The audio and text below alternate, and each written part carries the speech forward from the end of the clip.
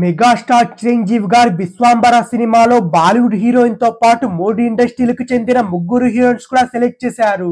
ఇంతకీ మెగాస్టార్ సినిమాలో ఏ హీరోయిన్లు ఫైనల్ చేశారనే వివరాలు తెలుసుకుందాం. చిరంజీవి గారు కంబ్యాక్ ఇచ్చిన తర్వాత ఆయన రేంజ్ కు తగ్గట్టు సినిమా అయితే ఇప్పటి వరకు రాలేదనే చెప్పాలి.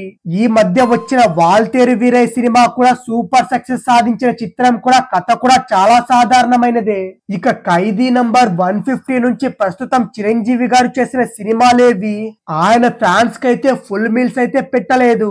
ఈ నేపథ్యంలోనే మన మెగాస్టార్ చిరంజీవి గారితో బింబిసార దర్శకుడు వశిష్ఠ చేస్తున్న సినిమాపై అంచనాలు కూడా భారీగానే ఉన్నాయి. అందుకు గల ముఖ్యమైన కారణం బింబిసార లాంటి సోషియో ఫ్యాంటసీ సినిమాని మల్లాడి వశిష్ఠ అయితే చాలా చక్కగా తీర్చిదిద్దడంతో పాటు మెగాస్టార్ తో తీస్తున్న సినిమా కూడా సోషియో ఫ్యాంటసీ లైన్ తోనే తెరకెక్కిస్తూ ఉండడం, సోషియో ఫ్యాంటసీ ఎలిమెంట్స్ తో పాన్ ఇండియా లెవెల్లో తెరకెక్కుతున్న ఈ సినిమాను అయితే భారీ బడ్జెట్ తో యువి క్రియేషన్స్ వారు బడ్జెట్ పై ఎలాంటి కాంప్రమైజ్ కాకుండా సినిమాను అయితే నిర్మించడం జరుగుతుంది. ఈ మధ్య కాలంలో లాంఛనంగా ప్రారంభమైన సినిమా షూటింగ్ అయితే ప్రెజెంట్ శరవేగంగా జరుగుతుంది. ఈ చిరంజీవి గారి చిత్రం కోసం మేకర్లు అయితే ఏకంగా 200 కోట్లకు పైగా ఖర్చు కూడా చేయబోతున్నారు.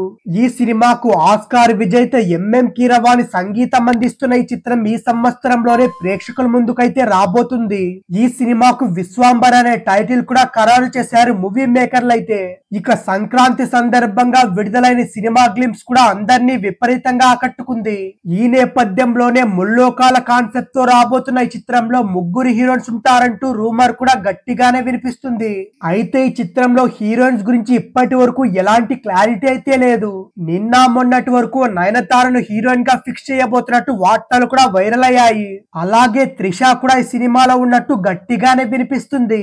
కాగా ఇప్పుడు మరో వార్త కూడా హల్చల్ చేస్తుంది. చిరంజీవి గారు సరసన నటించడానికి ఏకంగా బాలీవుడ్ బ్యూటీ దీపికా పదుకొనెను కూడా రంగంలో దింపేందుకైతే మూవీ టీం రెడీ అవుతుంది. ఇప్పటికే దీపికా పదుకొనెతో పలుమార్లు చర్చలు కూడా జరిపినట్టు తెలుస్తుంది. ఇక ఈ సినిమా పాన్ ఇండియా సినిమా కావడంతో ఒక్కో ఇండస్ట్రీ నుంచి ఒక్కో హీరోని తీసుకుంటే ప్రమోషన్ పరంగా సహాయపడుతుందని సినిమా టీం మొత్తం భావిస్తున్నారట. అందులో భాగంగానే బాలీవుడ్ నటి దీపికా పదుకొనెని కూడా మూవీ టీం సంప్రదించింది. మరి మిగతా ఇద్దరు హీరోయిన్ గా నయనతార, త్రిషాను ఫిక్స్ చేస్తారా లేకపోతే మరెవరైనా సంప్రదిస్తారనేది మాత్రం తెలియాల్సి ఉంది.